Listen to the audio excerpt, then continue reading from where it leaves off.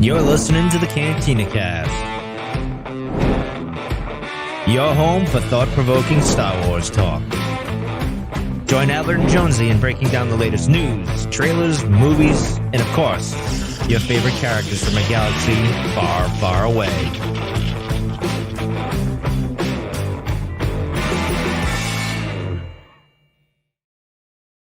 Hello, everyone, and welcome to the Cantina Cast. My name is Albert Padilla, and this is episode 373, The Bad Batch Decommissioned. We're going to break down this most recent episode of The Bad Batch. We're now 6 episodes into season 1. And for an episode that, again, was pretty good, had a little teaser there at the very end that really got a lot of people talking this week. And we're going to spend some time talking about it today and just a little bit later tonight as well. But to help me get through all the nitty gritty here is Mr. Jonesy. Jonesy, welcome to now your second show in a row tonight. How are you doing? Man, good, man. It's a triple header, so let's just keep it rolling all night long. We just recorded the From a Certain Point of View with Josh Imperial Moonwalker from Film Appraisers.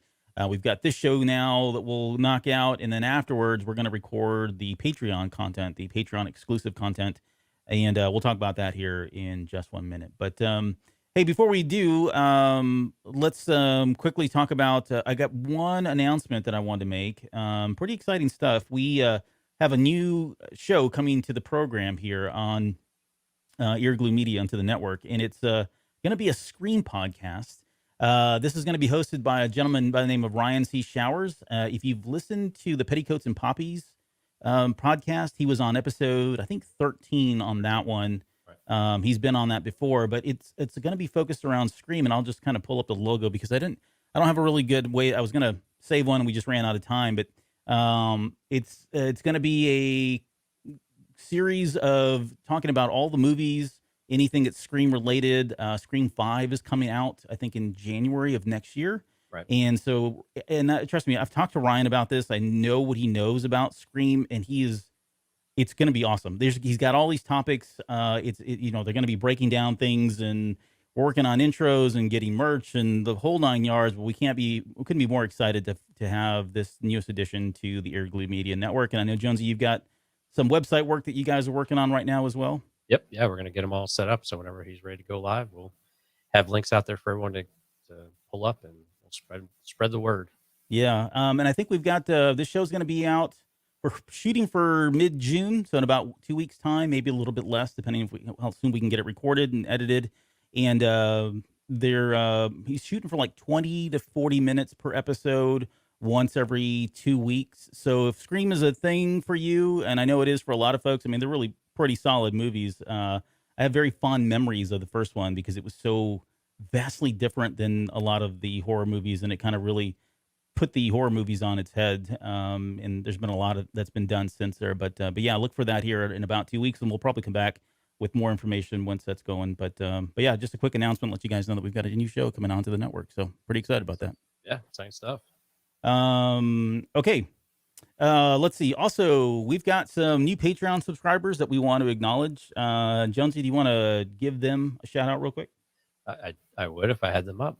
Oh, okay. Well, I will do it then. I got it here. I just okay. did the wrong. I was still on the Fact Boy stuff. That's my bad. Yeah. So we had Brad Comer came in with a nice pledge, and then we had another person who went from a lower tier up to a higher tier, and that was Ashit Kacheri. He's actually been with us for a while. So Ashit, thanks for upping your pledge there. So we've actually had quite a bit of activity around that. It's been really exciting to see people interested in the extra content and a little bit deeper dives on some things. And I know you and I have been talking about what to do with War of the Bounty Hunters, because that was a pretty exciting one. So all sorts of things that we're working on and talking about and bringing those to you guys. So head over to patreon.com/thecantinacast if you want to throw a couple coins over to us. And again, everything we bring in goes right back into the show. So we don't make anything off this. We really just want to produce the best content we can, and hopefully a variety of that kind of content too, that kind of meets a bunch of different, I don't know, heck, it just meets your and my needs, right? Because you and I have a lot of different tastes.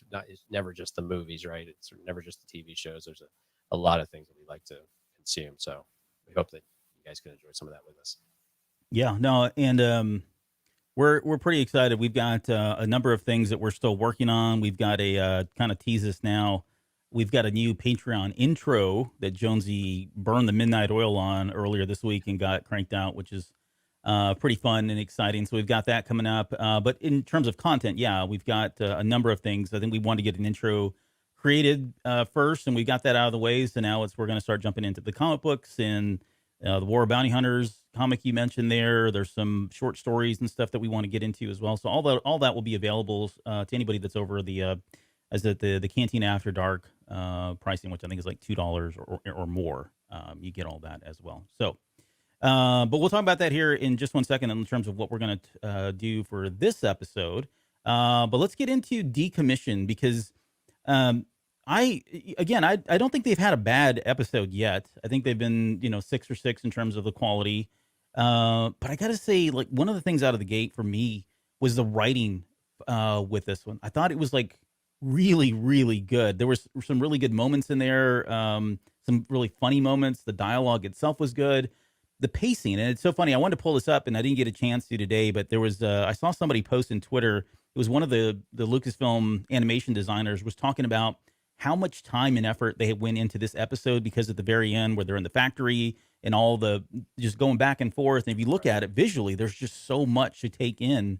And that this was like a huge, huge milestone for them in animation for Lucasfilm animation. But all of that is a byproduct of the writing, right? The writing dictates where the scenes are going to go, and they've got to turn that into something graphically that we enjoy.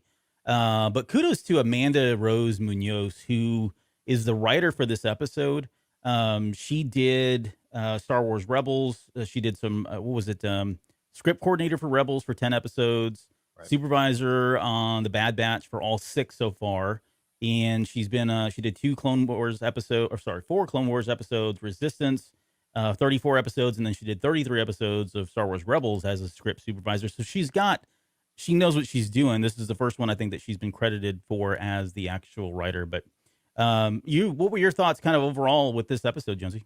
It was good. I mean, yeah, it was something. Again, we've really not had a filler type of episode yet, and I think this is another one where we get reintroduced to some characters we knew already, and it was good to see them still staying true to who they were and just a next evolution of where they're at in their journey as well. But no, this was really cool. The lighting in this episode was really great because they're in this droid factory, of course, and so it was a really there's a lot of intense moments actually in this one. I was a bit surprised that Mm-hmm. and we finally get to see Omega kind of truly feel like something like Hunter's not going to get to her type of thing. That the suspense and a lot of other things starting to take place, right? So it's we're starting to get some of that momentum where we know things are about to start happening. Some of the wheels are going to start falling off in some ways, but maybe some other things might be improving too, and maybe we've got some allies. And what's an episode without a really great speculation type of thing at the very end of it, right? Yeah. Yeah. But yeah, really good writing though on this one. It was actually very amusing to watch. The first part of it in particular, when they're at Sid's place, is a lot of fun. Yeah, that was great. And then just the blocking, right? I called it choreography, but it's not really choreography because that's dancing, but it's more about the blocking, especially when they're in the factory, where, they have the head, they don't have the head, she's stuck, if somebody comes down. I mean, the whole, just visualizing all that, it just, I don't know, it was really cool to kind of see it play out the way it did. Yeah, again, kudos to Munoz for what she did on that episode. But I And think one of the things that actually the episode, I will talk about it, but it actually felt like there were just waves after waves after waves of security droids, right? mm-hmm. And they just couldn't. Usually in some of these shows they stop after a little bit of time, but this was like, man, they just kept kind of rolling in. So you were just like, man, this is really really crazy. Yeah. How are they going to get out of this type of thing? So Yeah, I thought no, that was really well done. Really suspenseful in a lot of different ways. Right, right. Yeah, they would cut to it, like cut to this outside shot, and you would see the next wave coming in, which you're like, holy cow, this is not going to let up. And yeah, added to the suspense and What I drama liked, there. they'd even pan back just a little bit, and you'd see them all coming through doors on each side too. Mm-hmm. So you're just getting all these different perspectives, and it really helped. It really helped frame the scene up quite a bit for us. Yeah, that was we used to call that the Zerg rush back in the day of Right. old school PC gaming for That's you right. young whippersnappers out there. Okay. In this episode, I think, and I don't know, I don't want to keep this going like week after week, but I'm starting to really hyper focus on who showed up and who didn't in these episodes, because we've been introduced to a lot of characters. Some we've seen on screen as part of the show's formal. Some we know are about to come. Some they've alluded to. Some we've made up in our head as headcanon. But in this episode, we didn't get Rex, so still waiting on that one. No Crosshair. This is now the second episode where we've not had him. There was a mention, I think, in the last episode, but he's not been around. So okay. And then we got nothing on Omega's powers this episode. Maybe, I don't know. Well, I'll let you chime in on that one. Not really a whole lot about the chips. I mean, that seemed like it wasn't part of the focus of this episode. We got that Wrecker moment there at the very end. We're going to get into that here in a little bit, and then certainly nothing from the Kaminoans. That we know they're out. Same thing with Tarkin. I just kind of lumped those guys all together. Didn't really see them in there as well, but. But Jonesy, what did you think about? Sorry. And then as far as what came back, and I want your thoughts on all this. Wrecker's head injury. We talked about that one, and then the Martez sisters, which I was not expecting at all. Right. And we'll get into them in just a little bit. But a lot of people are probably like, who? Yeah, right. But what did you think about who showed up and who did not?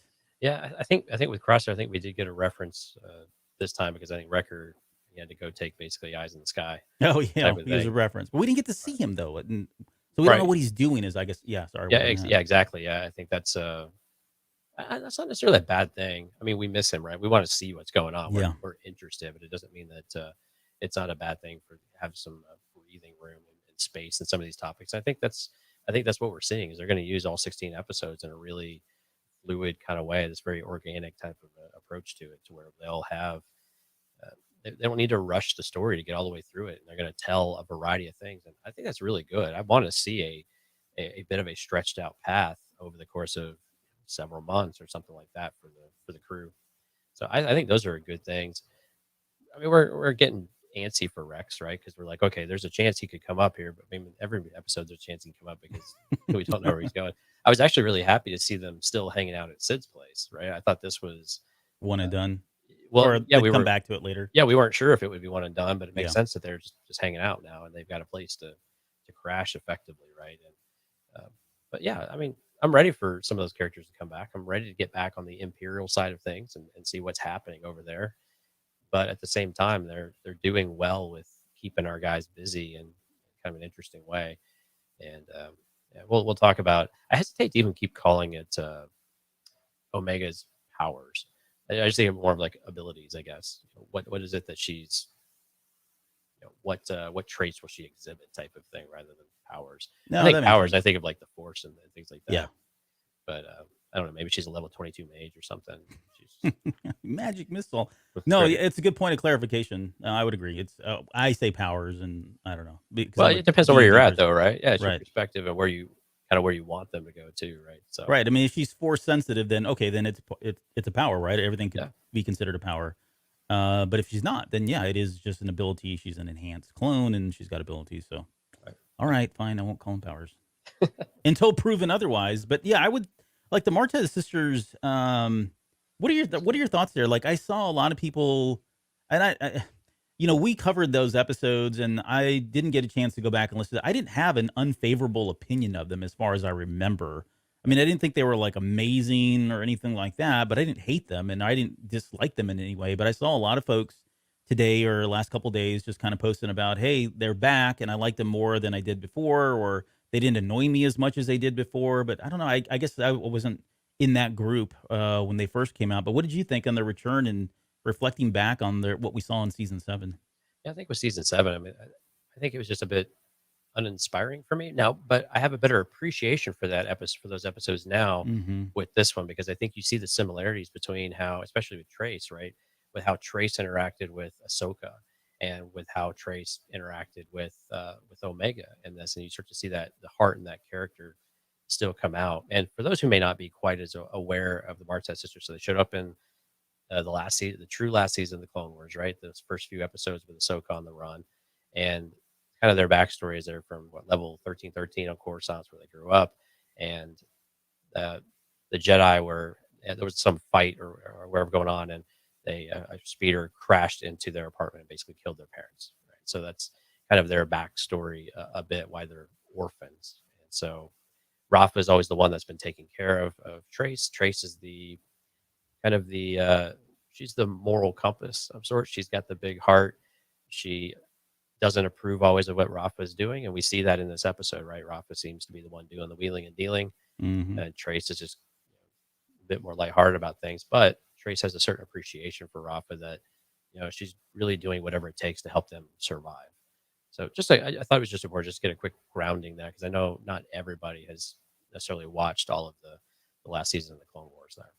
Yeah. No, But thanks actually for that. yeah, so I like the characters. I mean, I think they're a good counterpoint to one another, and I think the way that they did this episode, and of course we'll talk about the very end. It's really curious, but I think it really brought. They're still true to character. I mean, they're still doing this, and maybe Trace is softening a bit on the moral side of things, but at the end of the day, she still makes the right decision, and so I liked them. I thought they brought something to this episode, and actually, my favorite part of this was just the interactions with Rafa and Hunter. It was just great. They were just a lot of fun to watch, and you get a couple of really, again, you talk about the writing, some of those really good moments, especially at the end when after a saving of Omega there by Trace. Yeah, and good exchange with Hunter there. But yeah, so I thought they were fine. I definitely didn't have a problem with it. I thought they actually enhanced the episode quite a bit. Again, I think everybody's. Go ahead. Go ahead. Yeah, I was gonna say I think everybody's shipped Wrecker and Rafa, and I'm like I've already shipped Rafa and Hunter, so. Right.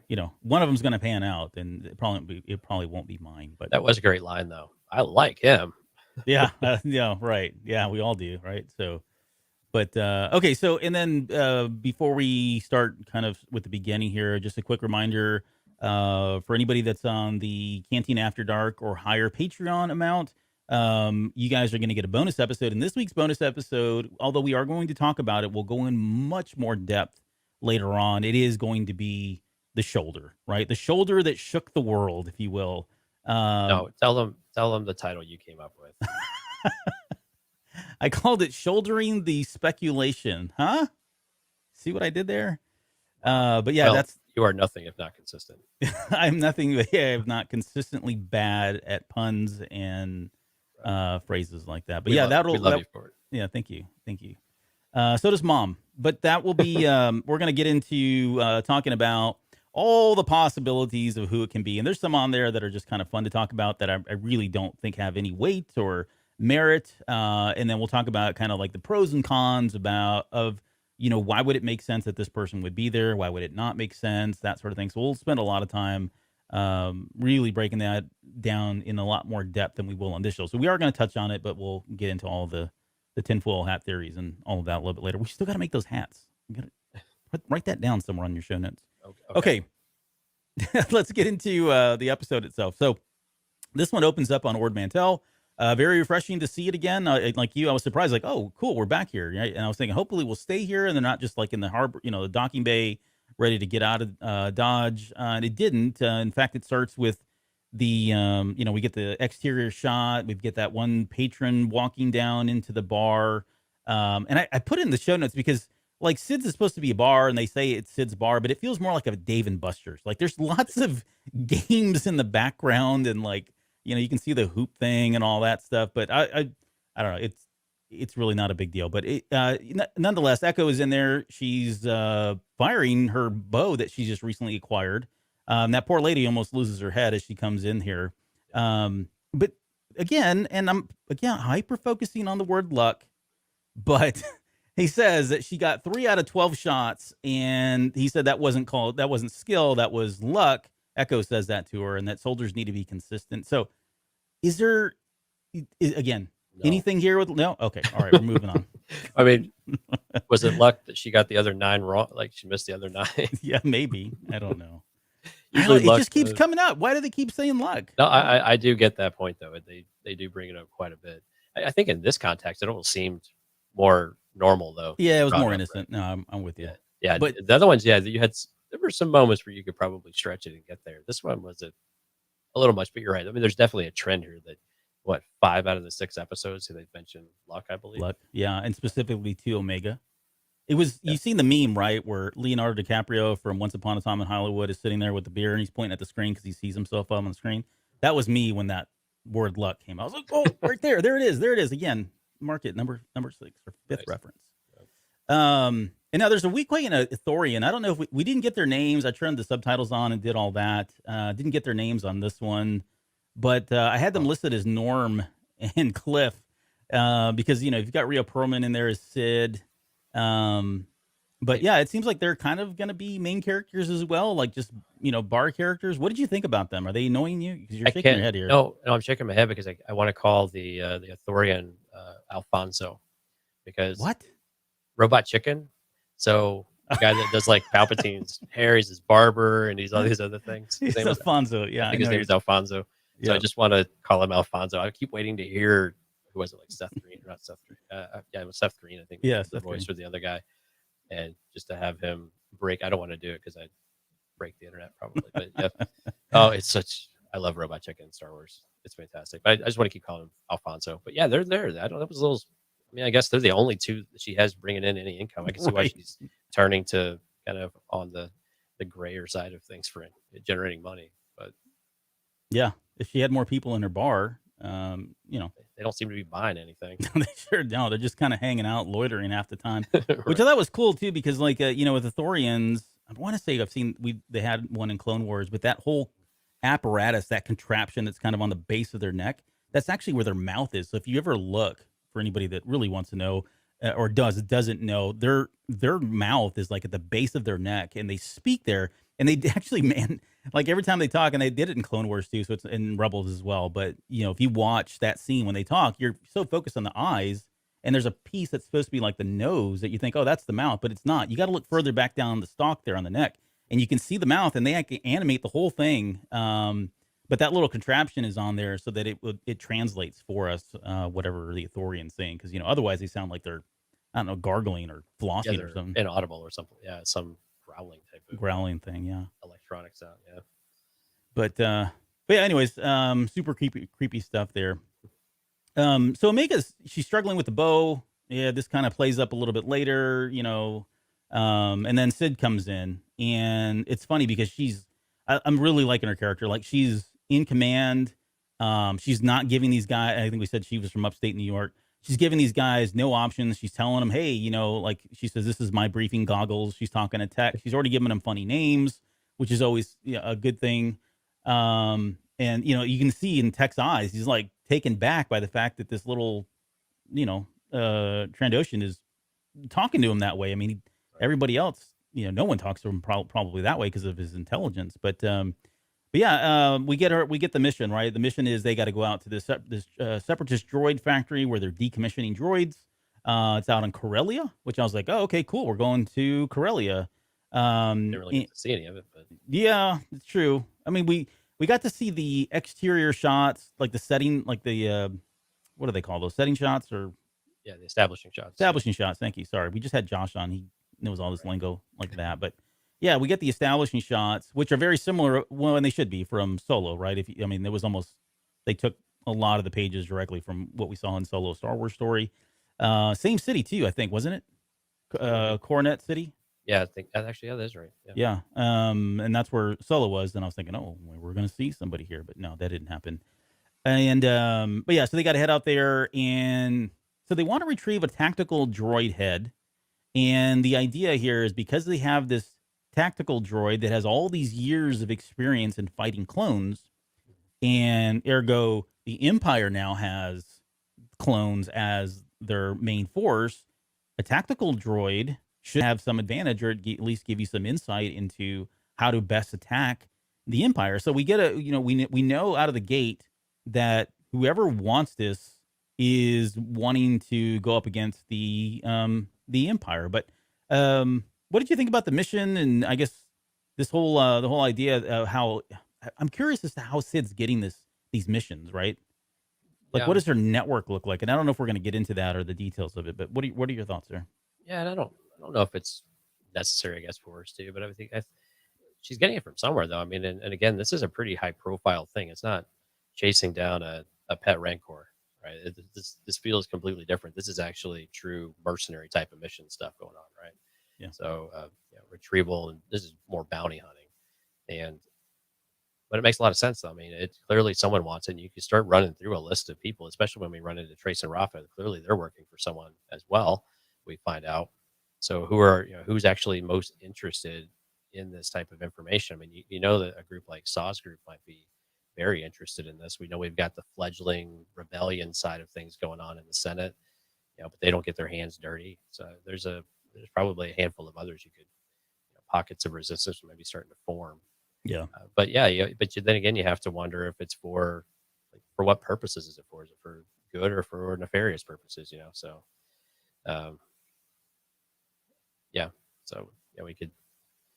Well, we'll debate. speculate on that a little bit later because I think that's kind of at the heart of who it is. Right. We've got some clues that were kind of dropped in this episode. There weren't many, but there were some clues that were kind of dropped in this episode about who potentially it could be. And I think what you're talking about right there plays directly into it. The importance here is who would want to go up against the Empire, which kind of narrows your list, and I think it excludes a number of people out of the gate, which is good. Right. But yeah, we'll get into that. Okay, so that's the mission, and and then Hunter's like, "Whoa, hold on a second. We never said we were going to be, your guys, or whatever." And Right. said that she made the decision for them. But I was curious as to why they were still there. I mean, you talked about it, and we see them there. Were they just kind of hanging out? I mean, they could have taken Omega and done, target practice anywhere. Really, they didn't have to do it inside a bar, which seems like the worst place to do it. But maybe that was like a darts thing that they were shooting. Either way, Something like that. yeah. Why were they still there? Like, why were they? Any thoughts as to why they were hanging around? I think they've got. Tell me if I'm okay now. Damn. Sorry, we're having some mic problems today. I think it's one of these things of they don't want Omega to be out in the open, right? They need to have some sort of shelter, and they know they can't be flying around the galaxy, so they're trying to get organized, and they're trying to, again, if they're going to work for her, then they're going to have to be accessible to it. Yeah. And what was interesting though is that she just kind of comes in and runs the shots. I mean, Yep. She just runs the conversation for him and says, "Well, yeah, you're working for me. Thanks for telling me. We've already established this. Can we get on with this now, please?" Yeah, exactly. So, but what about time too? Like again, these are all the things that I stress about and think about that are probably insignificant, but I wondered how much time had passed. You think it's hours, days, a week? I'm guessing maybe a few days, maybe a week, something like that. Probably not a whole lot of time because she's still learning to shoot it. It sounds like this is one of her first lessons. So I imagine this is within a day or two of our last events. Yeah. They're so yeah, she kind of says, "Hey, this is the best offer," which I think probably is. I mean, the alternative is they're going to go burn fuel and go burn resources, run around the galaxy, where here they could they got a place to stay. It's it's Corellia. It's like I wouldn't say it's the underground of Corellia, but based on the way the streets look, it's probably not wildly traversed by the Empire, so they can kind of keep their heads down, that kind of thing. But I would agree. But yeah, she said it doesn't really make a difference because I've already decided for you, and this is what you're going to do. And then out of nowhere, she reaches over, grabs the bow, like squeezes off 3 rounds on that bow, and then says lessons over. And she mentions that she's been releasing her bow too soon, which I thought was cool. Like, this is another character. We've had a lot of these with Dave Filoni where these characters come forward and they've got some experience with a weapon and they don't explain it. And I think we're okay with them not explaining it, but I love the fact that she's got that because I start thinking, okay, well, if, all this is fine for now, but at some point when the rubber hits the road and the Empire suddenly comes in because they figure out where these guys are, if this is truly where they're going to kind of be missioning out of, you got to think that at some point they set this up to show her as being a character that's going to be able to hold her own and hold the Empire off as they're invading. Or, I mean, in my head, again, this is all the stuff I'm wondering if there's going to be a galactic empire that shows up to try to capture them, and she decides to say otherwise. Exactly. I mean, it's important to have people on your side that have skills, and so it makes sense. Though. I mean, she's a female Trandoshan at that, so I don't know how that works into how the males and the females are respected and regarded in that way. But she's had to take care of herself. She's not the biggest thing. She's quite a bit smaller than all the other Trandoshans we've ever been exposed to with Bosk, and who are usually quite tall and lean. And she's like Rhea Perlman. Yeah, she's a bowling ball, a little short of the ground there. Yep. But so I can, yeah, she's got to be tough, and she's probably learned a lot. And But it was pretty telling. She called her little noodles for arms, which was kind of funny. Oh, that's right. You called them noodles. Yeah, we've all been there. Some of us have gotten back to noodles for arms thanks to COVID, but that's another story. So then we get so from there we get into Corellia space. Havoc Marauder is now docked underneath this like cargo ship that's coming into the atmosphere, and of course that always conjures up memories of Empire Strikes Back and Right. flying away with the other garbage, that kind of thing. But it's funny because Echo says this old trick, and then Tech says it always works. So it sounds like they've been using these before. There's an episode. I want to say there's an episode, and there probably is because they did everything in the Clone Wars. But wasn't there an episode where they did the same tactic with Echo? Pretty sure. I don't know. Yeah. Maybe that's. I just when I saw that, I was like, okay, I know it's happened. I couldn't remember if it was Echo or not. But then I thought, well, if it is, then that would make sense for him to say this old trick. Like, Mhm. dude, we've been doing this for a while. Surely they're not gonna. They've caught on by now. But yeah, and then we get so from there, Omega asks about the tactical droid, and this is where Tech gets into the old explanation about with this, it would be invaluable to anybody that's going to go up against the Empire. Was this I don't remember the insides of, no pun intended, I don't remember the insides of the tactical droids, whether or not there was like a collective mind. You know what I mean? Like if it was one droid that went into battle, did that data get uploaded somewhere and then the next droids kind of learn from that? Because otherwise you would make the assumption that this one tactical droid that they were going after had been a veteran and had been through numerous battles without the convenience or the benefit of having the data from all the other tactical droids aggregated into them. You know what I'm saying? Like, Yeah. I don't remember if that was the case, and maybe it was, maybe it wasn't. Again, It probably may splitting have the been. details here. It may have been, but I definitely remember there was an episode of the Clone Wars where the one of those droids was like the best droid that was commander or Oh yes, whatnot. Yeah. yeah, And so there does seem to be something special about them. But it wouldn't surprise me that they're part of some network and they gather and they share all that intelligence. Seems to make a lot of sense. hmm I mean, they broadcast everything, of course. So how else would they get all the orders out to everybody? And then now they're just doing it. I mean, he speaks, I guess, but when they wire him, but at the same time, yeah. So I'm on board with that. yep. Let's go with that. So they definitely confirmed they're in Coronet City at this point, which again is where Solo was. Very familiar in terms of the way it looked. Yeah, there was nothing that was kind of in your face about it, but they sneak into the facility. But I had a question about why there were so many police droids. Like, I didn't. Do you think there's like was it the threat? Did they know that the Empire? Well, no, because the Empire's those police droids are specific to like those are like Corellian Yeah. police Right. droids, right? So why would there? It just seemed like there was an excessive amount there, and they never explained it. Maybe it was just for the dramatic purpose at the very end, with the waves and waves of them coming in. But I don't know. Any thoughts there? I think that was purely for dramaticism, but I think at the same time, it was curious where they were coming from, and they definitely weren't there for the facility because it was just a decommissioning factory, Mhm. which is basically a smelting shop, right? Yeah. They were just dropping everything into Chop shop, liquid hot lava, but yeah, or magma. magma. Magma. That's what it was. Yeah. Right. That was close. I'll Yeah. get all my references one day. I'll learn from you. But yeah, it's I think it's just dramatic effect. But again, it created a lot of. I mean, it delivered on that too because you needed to have something where they were pinned and like, how are we going to get out of it? And good ideas and like what Echo was trying to do, and they still got to try to reset everything. And Yeah. it was a little bit interesting. Of course, I like. Well, we'll get there. We'll talk about the battle droids here in a minute. Well, it was the tactics of the separatists, right? That was like, okay, we can't one-on-one take on the Jedi or the clones, but 1-on-1,000, we have a better chance, right? So it was like you just kind of have to overwhelm them and again use the term Zerg, Zerg them. That's the best way to really kind of get the upper hand against them because tactically, strategically, you're not going to do so any other way. And then I like the episode, but there was one part in there I was like, oh, really? It was the when they get into the facility and they realize the droids are kind of everywhere. So they're like, well, how are we going to get up there?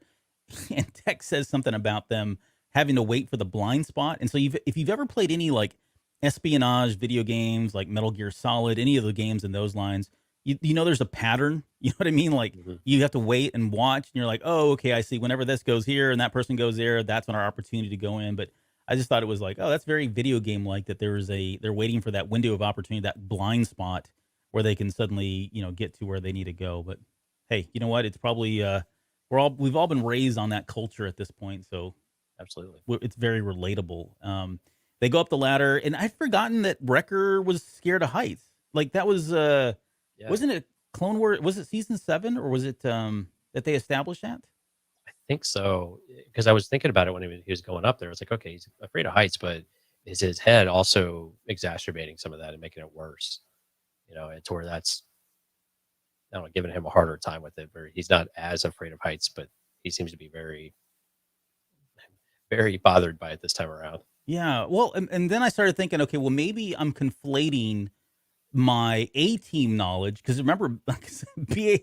Here we go. Sorry, this is not what you tuned in for, but we've compared them to the A team, right? You've got Right. these ex-military people going on missions, but there was a BA Baracus, right? He was scared of being in the plane. That was Mr. Yep. T's character. And then I thought, okay, well maybe I'm conflating the A team with the Bad Batch. And I mean, if there's anybody that's done enough Bad Batch, it's you and I. But I could have sworn there was at least a reference of him being scared of heights, being able scared of jumping into planes and all that. But maybe not. Well, He definitely came up as surfaced here in this episode. well, right when they were crash landing, I mean, he was freaking out over there, right? So He said he was going to die. yeah, we're gonna die. We're gonna die. Yeah. Yeah. So maybe he's all just he's just been altered this last time. Yep. Hey, quickly, Keaton Haas. Hello, Cantina Cast. I've listened to many podcasts. First time live on YouTube. You guys are great. Thank you. Thanks for joining us. That's awesome. I don't know if it was the time zone or the fact that the episode or what, but I'm glad everything lined up for you to help come on the air and join us live here. Yeah, he said, I think Wrecker said has a problem with gravity. Yeah. Gravity tends to be a problem when you fall. Yeah. Yeah, especially when you're heavier. But Yeah. but then he jumps like from 3 stories up. That's true. He does, and saves the day. He has a little hero moment there towards the very end. Okay, so we get inside the facility, and this is like again, it was eye candy, right? Visually, tons of droids everywhere. You could see the depth of the facility. It was really expansive. You got all the the walkers that are, or the workers, sorry, that in there as well. That Rafa and Trace are dressed as a little bit later. It was a cool moment. Again, more writing credit here from Munoz when Wrecker grabs that one guy, puts him in the sleeper hold, goes nighty night, and he just passes out or whatever. So good stuff there. And then this is where you'd mentioned earlier, where like, so now that Crosshair's gone, of all people, why would you? I don't know the decisions. I mean, they're good, they're funny decisions, but of all people, you're going to put Wrecker up there as the lookout. But then I thought, why wouldn't it be like somebody like Tech? But then I guess it's all mission based, right? You need Tech to get into the thing. You need Echo to get into there. Hunter's kind of running point. So I mean, really, the only person left is going to be Omega or Wrecker. Yeah, and Omega actually had a real job this time around. Yes, she did. Yeah, so that was nice to see. I think Stephanie had to tell me that. I was like, I don't think she did have a job, because I thought he was just, you stay here and stay out of the way, but no, you stay here and look out and find the droid head. So she was kind of running eyes in the sky a bit too. Yeah, but a little bit closer to the action. Yeah, they had her as kind of like the spotter. Yeah, she was supposed to have her keep her eyes open for this one, and again, more convenience, but not nitpicking. We're nitpicking at this point, but yeah, there's only one tactical droid left, and it just so happens to be on the conveyor belt right in this moment. Right. Thankfully, before it goes into the lava, and it's a different color. But and it was a different color, it stood out. All very easy. I'm assuming they briefed her on what it looked like ahead of time, right? Well, she had the little she had the hollow thing. Remember when she's sitting there? That's right. And she was asking questions about it. So she'd seen it at least, but that's all green. There's no color in that, or blue, whatever. And so they so the plan is they got to get in there, stop the belt after she identifies it, right? They want to stop the belt from the conveyor belt from dumping that tactical droid into the magma. And we got to see the stun settings on the weapons. It's always cool when we see it. I mean, they've done it a lot in Clone Wars. They did it in Rebels. Great sound effect too. Yeah, but it's the sound effect, and it's just one of those things for anybody that's seen Star Wars, that knows anything about Star Wars. There was a long period of time before we saw that again. It was shown in A New Hope, and then it was forever before we saw another weapon that was set to stun. So I don't know. It stands out for me every time I see it. I'm like, oh, cool. They're using the stun setting on the blasters. Echo interfaces the computer system. That dude's got one job. It's just plug. Well, He's like an RT unit. He's an astromech. That's all he is. Just plug right in, get the data, get out of here. poor guy. Um, and that's where, yeah. So Echo, that's where she finally spots a droid, and then Omega tries to run off to kind of stop the worker that swoops in and steals the head. And this kind of starts this whole chase sequence between Omega and Rafa and Trace and everybody else at that point. But as soon as I think it was Rafa that said something first, or was it Trace? That was Rafa. Yeah. I think she said something to Hunter.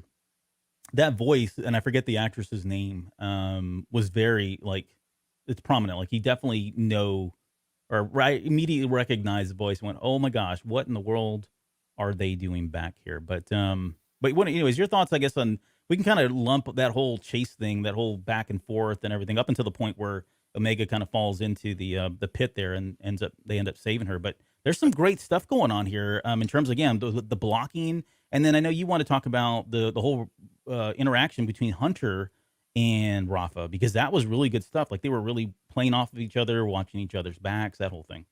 Right. Yeah. I mean, it was really cool that it was Rafa and Omega first Mm-hmm. that had the confrontation, right? And I think it was even, she recognized, so Trace has already got the head, right? And Rafa's confronting, but Omega pulls the bow out. It's actually got her, frozen. And she's like, "Okay, kid, calm down." But she's not able to hold it for very long. She starts to see her taking off. So it was really good dialogue though, between them of, wanting to talk about it. But she just, again, it was really another good piece of writing though with Omega, because when she takes the bow away from her, knocks it away from her, and all of a sudden now the droids are coming after them. She's, so Rafa's having, she goes, "Get a weapon," and Omega was just like, "I had one," and Right. Yeah. so it was just the delivery from that, for Omega is just absolutely on point, like every single week it seems like. But there's a lot of good stuff. I mean, it's a lot of back and forth, and this is where I think you were saying as well, the the amount of activity going on in this episode within just a really fairly small warehouse type of space, and to be able to see all this, and we see these moments of it too, where I'm they're on the bottom level and they're looking up and they see people running across, and they've got droids coming on all different places, and we get to really see a cool side of Hunter though too. I mean, we always know he's very heroic in a lot of ways, but this was really like a episode for him to shine, and the kind of the playing off between him and Rafa as it went through the sequence, and covering each other and saving each other's backs, and actually worked quite well together. It was a little bit surprising, but it was really a joy to watch. It was a lot of fun. Yeah. Yeah, I would. Yeah, same thing. I loved the whole sequence. It's very complex in terms of how it was laid out and how it plays out. I'm gonna keep talking about the blocking that went into it, and just the writing itself. Yeah, she had some other cute moments in there where she's like, "I'm being pursued," right? Right. And of all people, this little child is saying that she's in pursuit. But yeah, that was great. There's a moment in there that I got, my feelings were like elevated, because them tossing this head around in a factory like this, for anybody that doesn't know, and you probably don't care, but I'm going to tell you anyways. In SWTOR, there's a game called Hut Ball, and Yeah. there's like this. You have a ball, and like you're in like these factory settings kind of thing, and it's two teams against each other, and the whole object is kind of like football, where you got to run the ball, this hut ball, out into the other side, and you get points for making it into the end zone kind of thing. But all the while, you're like going multi-dimensional through all these different levels, and there's lava and there's things to jump around, and it was very similar to what was going on here. And I don't think they had any inspiration from it, but if you know what I'm talking about, that one was for you. It did feel like a game of hut ball as they were kind of tossing his head around. But eventually, this all leads up until where Omega falls into the lava, and we get that kind of turning point where was it Rafa? Right. Hunter. Yeah, Oh, yeah. sorry. Hunter comes out there first to try to help her, and no, it was Trace. Sorry, you're right.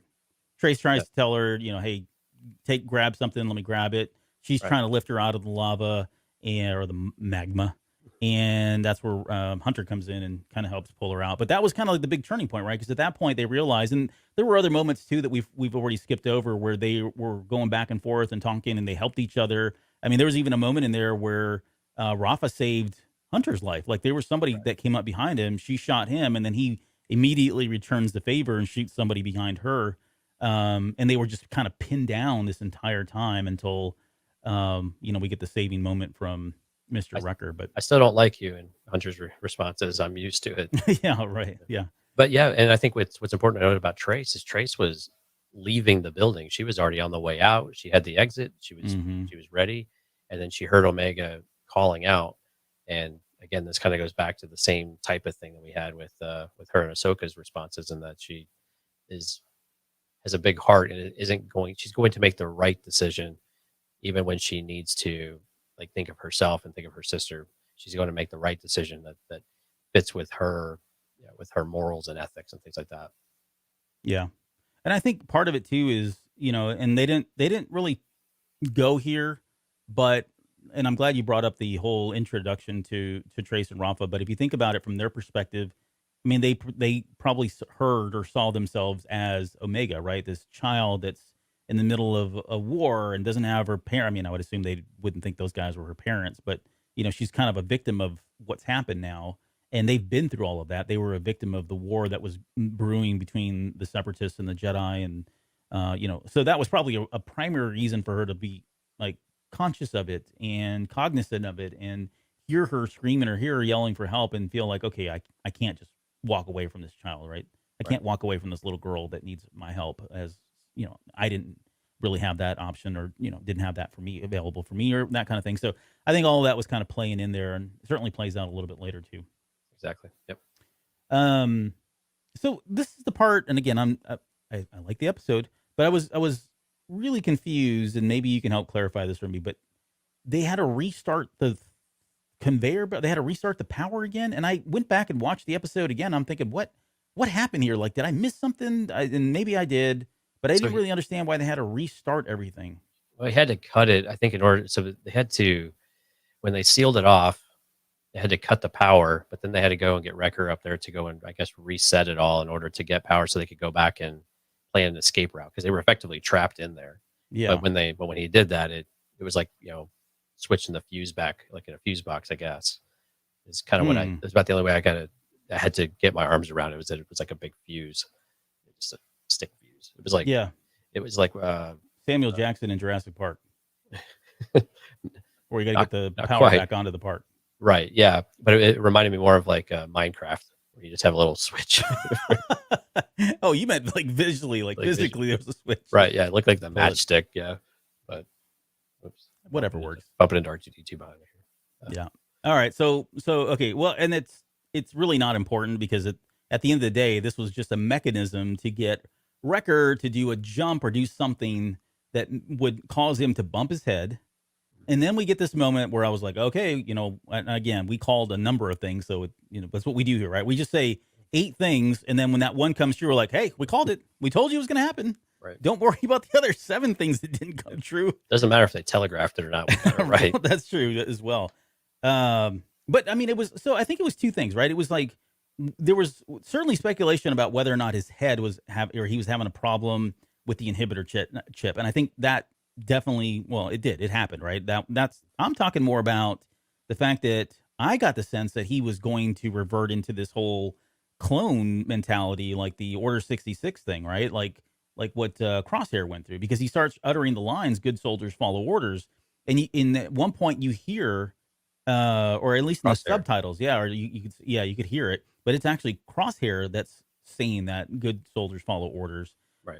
So it could be one of 2 things: one, it was just a direct influence in some way, or it's a reminder of it, or 2, it's actually malfunctioning, and it's gonna churn Wrecker into this Hulk kind of experience, where we talked about a couple episodes ago, where he's going to be on, a loose cannon. They've got to figure a way to kind of mitigate him, which the most obvious way would be to go in and get that chip out of there, which could, leads hopefully to them doing it for other clones, themselves included. But thoughts there on what was kind of going on?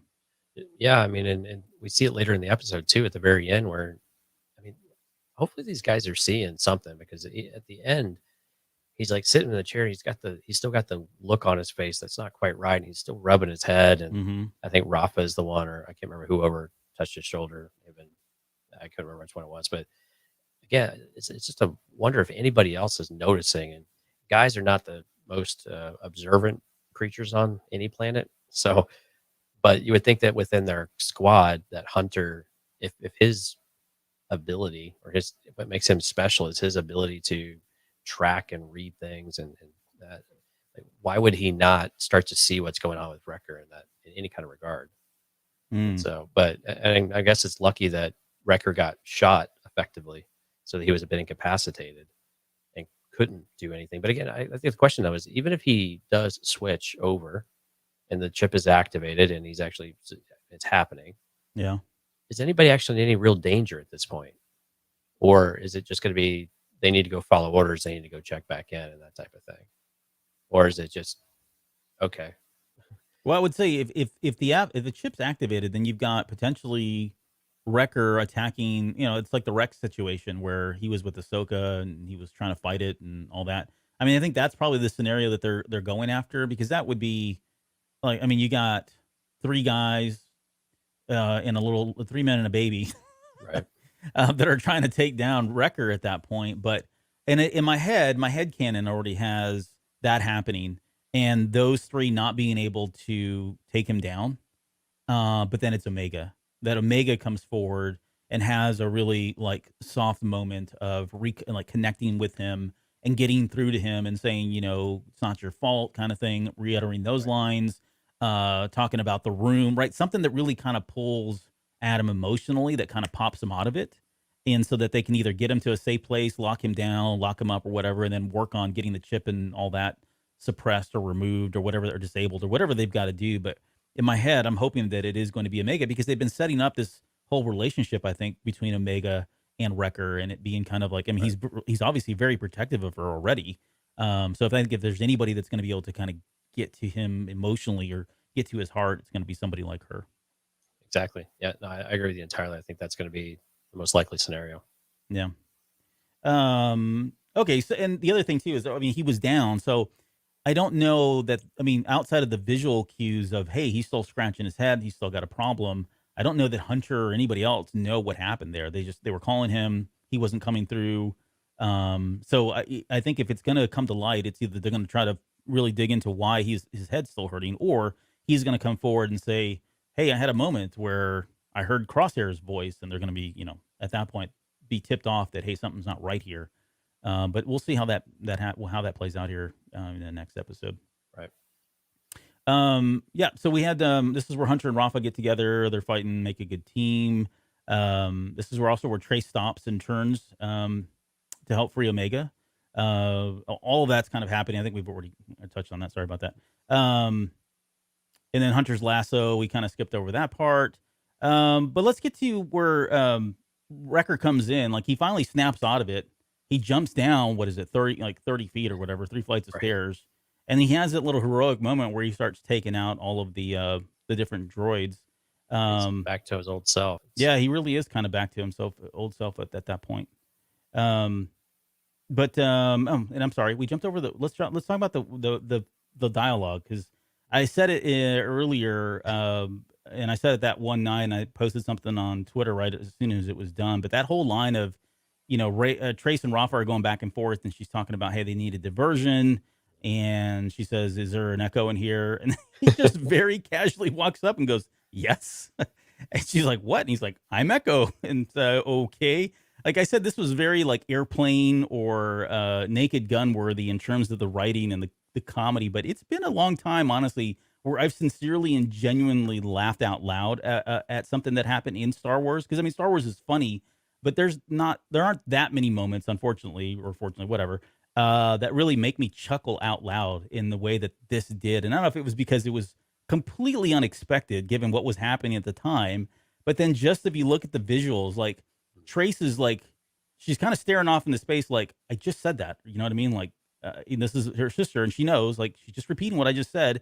But it's just Echo's dry delivery of yes, like, you called, that's why I'm here, kind of thing. But what did you think about that? No, it was great. Again, just another one of these perfect moments that they keep striking. Like, just somehow it just works because it's really super campy. I mean, it's super campy. It's like you said, straight out of Airplane, straight out of Right. Family Guy type of stuff. Yeah, That they've been exactly. doing Simpsons type of things, and but it was just so perfect, and the delivery was just so dry and to the point, and she still lost. Like, what? what are Yeah. okay? Hi, Yep. type of thing. Yeah. But why did he even? I mean, it was more like he came over just to talk about, like to talk to her, Yeah. like he thought like something really important was about to happen. Yeah. So In the middle of this, like they're pinned down with nowhere to right, get out. And he's like, yes. It was good stuff. I really, really enjoyed that whole piece. And so then from here, they come up with this plan of taking the tactical droid's head.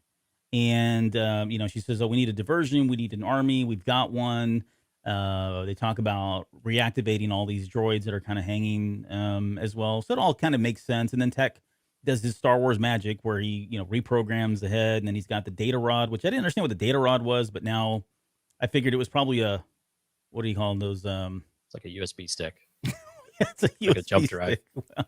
I was thinking more of not Oh, necessarily MacGuffin, but you know what I like mean? Like it just, Doctor Who's pen or whatever it is. sure. It's any one of those items, but it was a way for them to like you had to figure out a way like how do we get the data from the tactical droid at the end of the episode over to Trace and Rafa so they can go and take it right to move the story along, move that part of it along.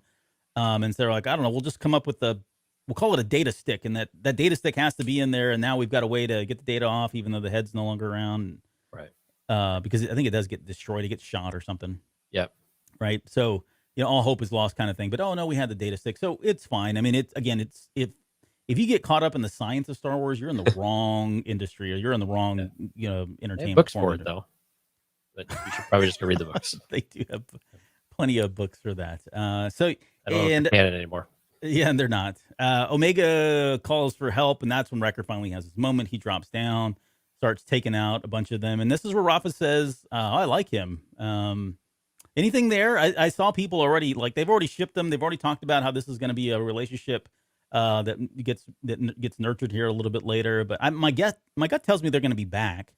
But what do you think there? I mean, was it just the Well, and that's why I wanted to remember who touched Wrecker's shoulder, like on the ship that's afterwards. where you were going? Like, were you really? Yeah, I knew you were going this route because then, yeah, you like all the relationshipy stuff, but no, yes, I'm trying to remember. I'm racking my brain. Hopefully, maybe someone on the live stream would tell us like who touched which one was it? Was it Trace or Rafa that acknowledged Wrecker when he was sitting on the ship at the end of the episode? Yeah, maybe that will illuminate our ways signal of thinking here. Yeah, it'll tell us which way we should be going. All right. Well, I don't know if it'll happen or not. It doesn't have to, and if it does, it's fine either way. I think Hunter and her are a better ship, but hey, that's just me. And then we get the battle droids. Like I never thought I'd be rooting for the battle droids, but yet here we are again. Dave Filoni turning things on our head and making us like people that we shouldn't like, or making us see people in different ways than we thought we would. But there they were. It was interesting though that the battle droids we see on the racks usually only had one arm, but all of a sudden all the ones that were fighting all had two. Two arms. Yeah. Yeah. So that last batch that just came in, they were all in good order. Right. They were working their way up. Did we win the battle droid? Yeah, did we win? That's right. They're all coming up online, and Orders are orders. yeah, it was good to hear the voices again. Who is it that does those? Is it Matthew Wood? Yeah, it's Matthew Wood. Yep. Yeah, he does those, and I think Grievous as well. Yep. But yeah, it was good to hear Matthew Wood's voice again, which was cool. And then so then Trace gets on the line there, or yeah, so they get out of there after the diversion. Omega steps up and she starts firing off. I mean, she's got like a look of confidence in her, and I don't know. I couldn't tell did she take out any droids?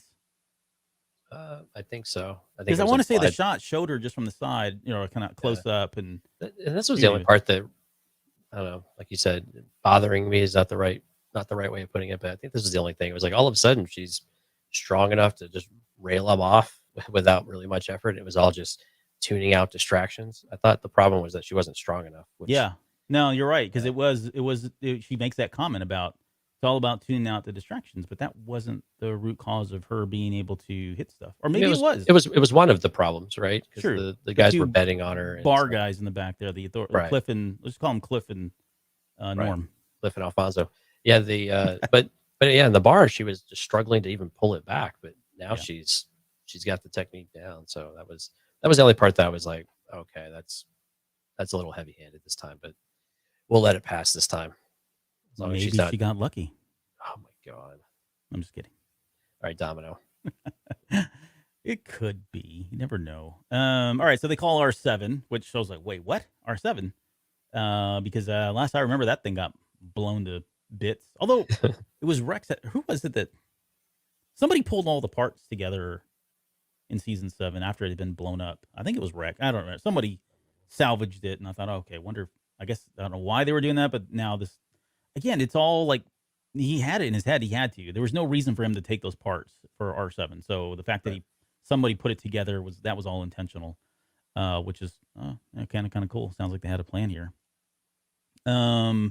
They jump into the shuttle to escape, and I thought, wait a minute, what about the Havoc Marauder? And of course, they come back, and that's fine. They land there.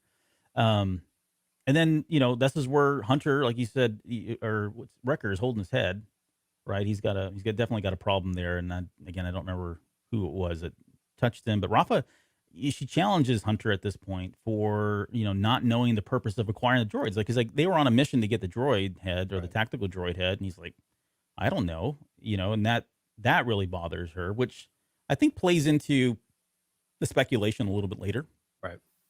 because it sounds like they probably clearly know why they're getting.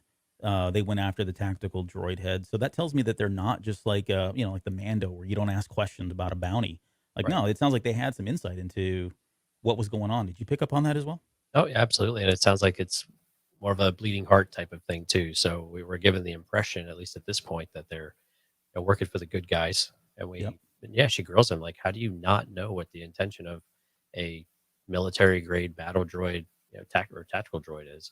You know, how can you not question what it's going to be used for at this stage?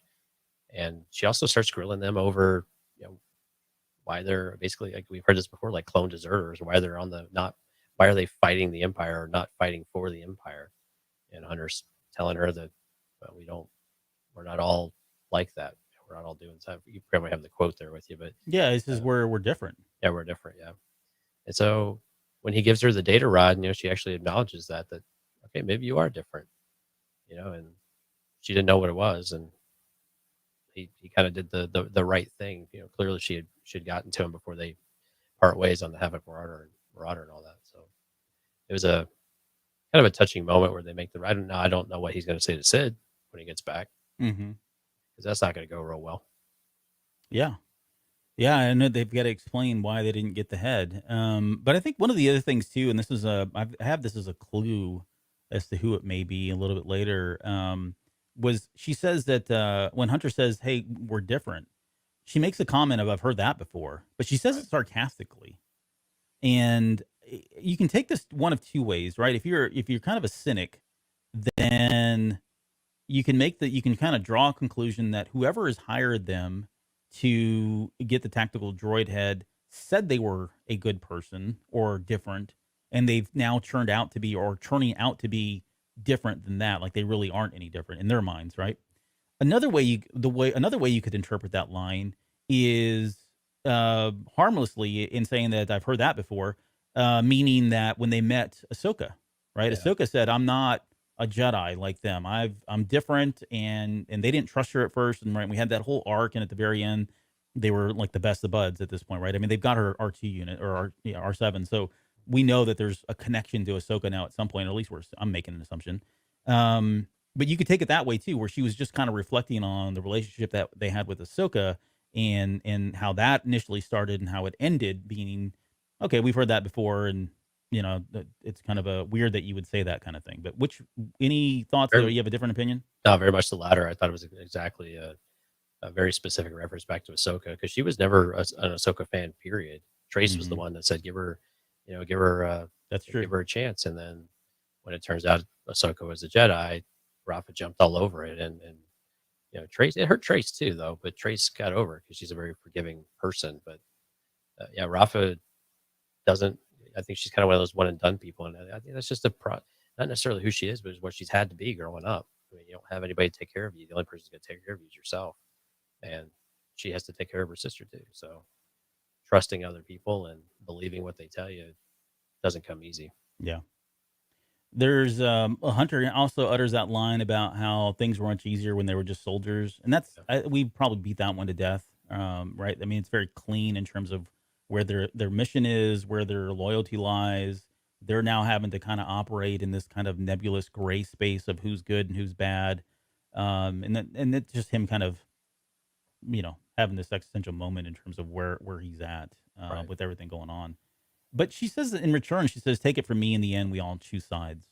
And I thought Yeah. about that, and I don't. It's really hard. Like I don't know that I have a good theory as to why she would say that. I mean, there's obvious things there, but then my head goes to, okay, so what is she trying to say? Did they choose the wrong side? Right? Is that why? Again, is this a clue as to where they are? I mean, I think all signs point to they want this tactical droid to truly fend off the Empire. And what you would do with this beyond that, I don't know, unless it's just a third party that really doesn't care for the rebellion or the Empire, but they want to take down the rebellion so they can go and become in power. I mean, maybe it's like a Jabba or something like that. But I just don't know why she would throw that line out there if it wasn't going to lead to something or mean something later on. And if so, what do you think Yeah. that would be? Yeah, I think there's a couple ways. So back in season 1 of Clone Wars, there was I forgot the name of the episode, but the little the quote that they used to do, they always did. Hmm. It Yeah. was, in a war, eventually you have to choose a side, is what it said. I think it was like episode 15 or 18, something like that. And so I think some of it's a callback to that, but also we got a lot of this in Rogue One, actually, where you can't sit on the sidelines. You're in the middle of this war, and you can't Cassian was very critical of Jen, right? That he's been in the fight, of course, since he was 6, and she's just Yeah. been Suddenly aloof the about it. rebellion's Yeah, real to you, right? Yeah, it's just I think it's more of these things, and we've seen it from Saw in a variety of ways too, right? And so how do you? It seems it just seems very pointed. And it sounds like there's a lot of those types of influences. I like that there were some callbacks as well, but then also kind of goes into that speculation side of who could it be, and is she learning some of that stuff from someone, or is this just you know again we'll talk a little about here in a second, but it's just those were interesting little callbacks. So we always keep hearing. I think we talked about with Josh earlier tonight the Master Apprentice Qui-Gon talking about you have the choice. We've Mhm. seen this in the High Republic, right? With you have to choose the light every single day because it is the light. Mhm. So you just can't sit on the sidelines when there's a war. There's a war, and Saw said it to us earlier in the season that the war just the war didn't actually end. It just moved into a different war. Yep. So it's really no different. It's just the sides look like they've shifted perspectives a bit. Right. Yeah, I think of DJ also, right? I mean, Yeah, and yeah, kind of what his Killjoy. Yeah, message was where doesn't matter. Both sides are, you can choose to fight with either side. They're both going to have their skeletons and their demons and all that. But yeah. I guess he's the one. I guess he's the true one that really never did kind of pick a side at all. I right. mean, I guess you could always say like a Boba Fett likely didn't either. Uh, he just kind of did whatever he needed to do at whatever time. But so I mean, there's pockets of it, but I think with where these guys are at, it makes a lot of sense. Like there is they're neck deep in this. The clones can't escape it. Clone Force 99 can't escape this war. It will find them at some point, just like it'll find Rex and Gregor and all the others.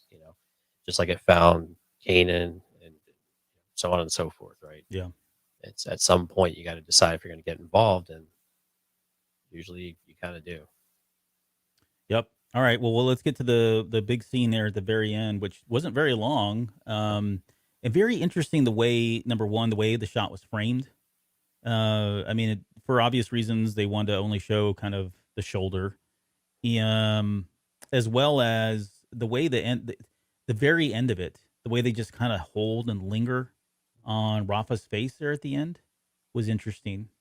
Um, Trace never makes a move, like she doesn't even move. And again, I don't know if it was because they didn't want to pull, pull this, what do they call it? Pull the focus, pull the perspective Mhm. by having her turn around or anything. But maybe she's, preoccupied with flying the ship, but the ship's not moving. Right. Okay, so it's just still, but she's eyes forward, not moving whatsoever. So I thought, okay, is there something there in that she's, not comfortable turning around and looking at them? But this whole scene starts with patch him through R7. So confirmation that it is a male or a him of some sort. It says we acquired the tactical droid data from Corellia, and we had help. It was a squad of rogue clones, and I know where to find them. Thought you might want to know, and that line of "thought you might want to know" came across very. I don't know. I wouldn't say what's the word. It came across kind of cold, or kind of Yeah, like a little bit of, well, like you couldn't trust her, right? It was just, yeah, it was something like you couldn't suspicious. trust them, like suspicious, right? Yeah, or like, yeah, that yeah, that she was maybe had something up her sleeve, or is that, she's willing to sell them out. I mean, I watched it a few times though, and you could really interpret it a bunch of different ways. You can look and say, no, I don't see any malice on her face or look. I guess that if you're the pessimist, then you're going to go and see that she is, you know, hiding something, or she's got the little eyebrow raised or something like that. That yeah. is telling that she is interested in selling them out or something to that effect. Yeah, I took it though as though, hey, you told us you maybe put us on alert that there were clones out there and that we should keep our eyes open. And I'm telling you now, even though I don't like it, even though I don't agree with what you're going to do or the reason why you want to know that there's clones out there, but I'm letting you know that there were some, and you can choose to do whatever you want with that data, but don't involve us. Right. That's how I read it. And again, I don't know if it's right or wrong, but I think if from that context, I think it does kind of narrow down the scope of a number of people, and it excludes, I think, somebody that's probably the primary person that I think a lot of folks are kind of talking about it being, who I think it more than likely is. But so we'll get into all of the other the questions, or we'll get into all the people on who it is and who it isn't. But I thought, at least for this episode, because I don't want to not talk about it. I mean, it is the elephant in the room. Who do you who do you think it is? Like, it just, without a whole lot of context here, just if you had to pick somebody as kind of the front runner for whose shoulder that was, Right. and if you had to shoulder the speculation, Jonesy, who would you pick? Shoulder the burden of sharing my ideas. Oh, yeah. Well, I think you said it yourself when she's feeding back that information about a set of rogue clones, and everything seems to point towards Saw Gerrera, I think. Mm, Right? I mean, they seem like them teaming up with a band of freedom fighters, and and again, if, like you said, if that person said, hey, there might be these people out there, and they found them, they're having this conversation, it makes a lot of sense, and that's all connected.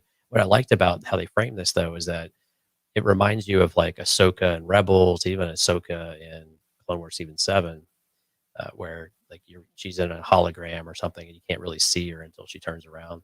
And so it reminded me a little bit of like the whole fulcrum aspect of things yeah. that they played up really hard. But so, anyway, so I'm kind of on board with Saw right now. That's probably the super popular pick. But what about you? Yeah, I'm probably in the Saul Guerrero camp, but here's and I've got issues with, well, no, I said I wouldn't talk about that. We're going to talk about that on Patreon. Like, I want to talk about why and why not on some of these characters. And I'm really torn because I can make arguments for both, and I think that's kind of the whole point. And I'm glad, because it's got, this is what we want on a show that's not released all in one big bang. You'd better, I shouldn't say you'd better, that sounds very demanding, but it's always nice to have a week to kind of digest and speculate and toss around these ideas. And I mean, that's what Star Wars has always been about for me, right? Right. And so we have that opportunity here with this one. And I think I could say, hey, it's Saul Guerrero because of this, and it's Bail Organa because of this, and it's Mace Windu because of this, right? I mean, and some of these are kind of really far fetched. I get it, but that's the whole point of it. So all that said, I'm going to fall on the camp of somebody like a Saul Guerrero, but I have issues with that one. The other one that is kind of at the front, the top for me also is Bail Organa, which I have problems with as well, because if, again, given the context of how that line was delivered about, hey, I thought you'd want to know, why wouldn't why would they not show him, or why would he be upset, or why would it be delivered that way? It would have been more optimistic or something, right? Or I don't know. Maybe not. Again, we can get into all the different arguments for and against here in a little bit, but it was enough though that it got everybody talking. It was a good way to end the episode, and the way it lingered on her, the way it just lingered on her, and then went to black and went to credits at that point was like, whoa, like pretty powerful in terms of how they did that. So Right. but yeah, I guess final thoughts on the episode before we get out of here and get into our Patreon stuff. Yeah, no, episode was really good. Again, a good cliffhanger, which is what you always are interested like during the season. It doesn't even have to be a mid-season cliffhanger or anything like that. And again, do you have a new player in the mix? But I mean, I'm okay with Trace and Rafa showing back up. I think they're going to show back up in this season. It seems to make a lot of sense that they would. We usually talk about these types of things, but we didn't really bring it up tonight. But I think they'll likely come back up at least once or twice. They're good characters, so I'd be all right with that. And again, it's all Wrecker right now. What's going on with Wrecker, and what are we going to do to? How are we going to resolve this, or how is it actually going to come about? It seems it's going to have to come out soon, though, right? I mean, seem to be picking up steam that they're doing this more regularly now. Yep, I would agree. And I did enjoy the episode. Again, I'll just kind of summarize it. I enjoyed all the aspects of it. And I really liked the way it ended. The Martez sisters, never had a problem with them in the beginning, so I really liked them in this episode.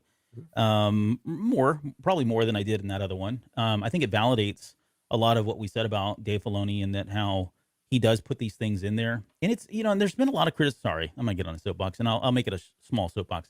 But there's so much criticism that's been thrown at the Clone Wars the last couple seasons about, oh, they did this, they did that. I know I saw a lot of discourse today about, hey, why did they waste all the 4 episodes or whatever they did in season 7 on the Martez sisters? And they should have just never done that. They should have done something else because that was more relevant and all that.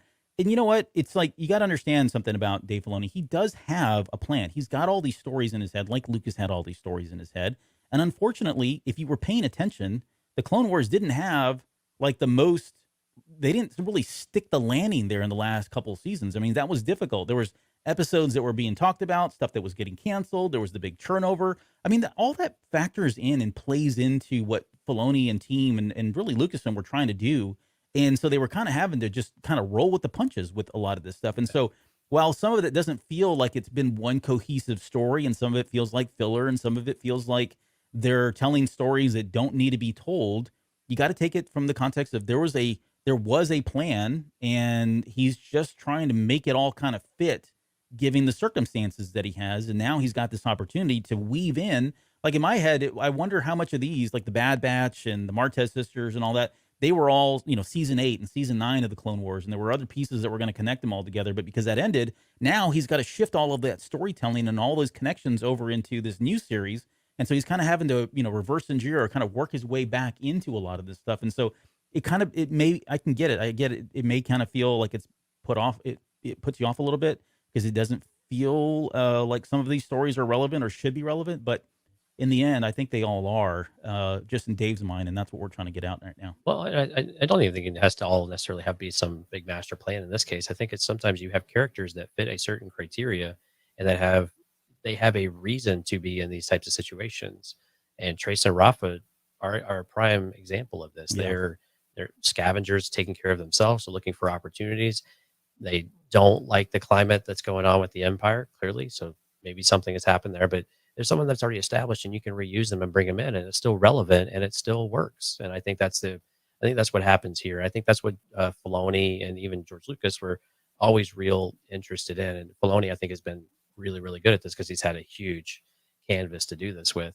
Like you said, bringing things in so you feel connected still. This should very much feel connected to Clone Wars, right? It's like another season of Clone Wars, right? It's just shifted the focus away from Obi-Wan and Anakin and the Regs.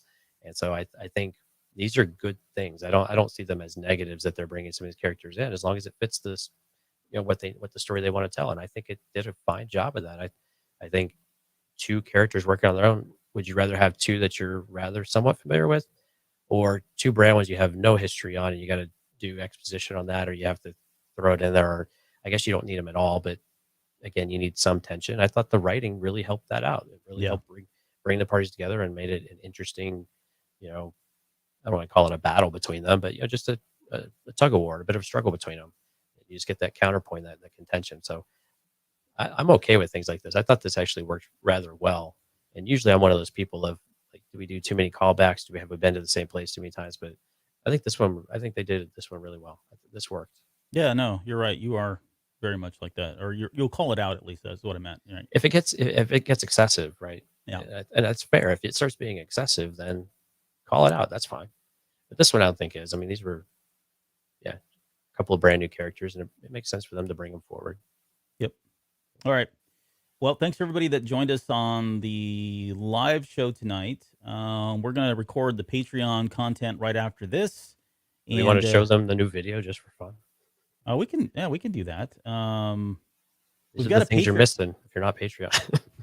Yeah, it's this intro that we worked on. Here, I'll roll it. It's like 20 seconds long. So if you're on the live feed, you can, you'll definitely see it. If you're listening to the podcast, I'll probably just edit this out because there's not a lot. Go over to YouTube afterwards and you can check it out. Yeah, I will edit this out. So I'll make a note to get rid of it so you're not having to listen to that. Here we go.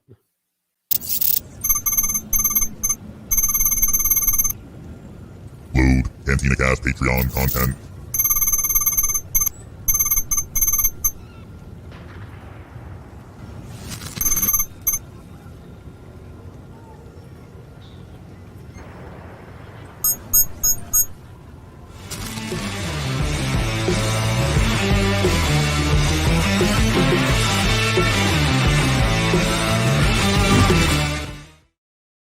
Wow, that was rocking there at the very end.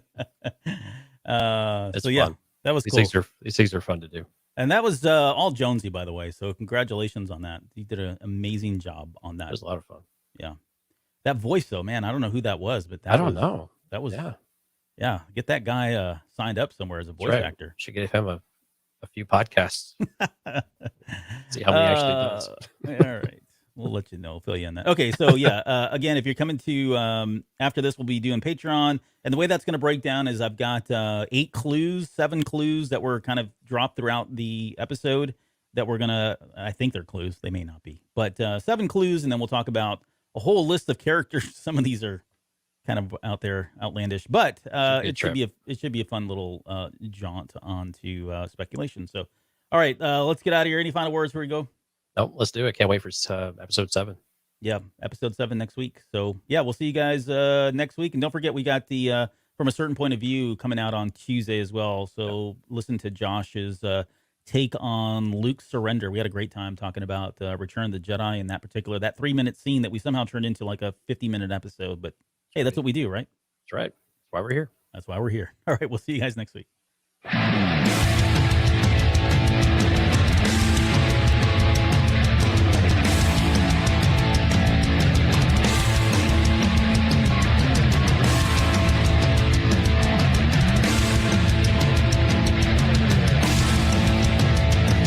You're still listening? Wow, that's amazing. Well, I'm here to give you the disclaimer. Normally we do a big, long, drawn-out disclaimer thing saying what's what and who's what and all that other stuff, but I think you guys kind of know that Lucasfilm and Disney have no affiliation with us at all, and we have none with them. We talk about Star Wars, which is their property and all that other good, fun stuff, but I think you can tell which is our stuff and which is their stuff. If you can't, well, then send a lawyer to send an email to me and I'll be glad to chat with them. Other than that, you know what's what, so that's your disclaimer.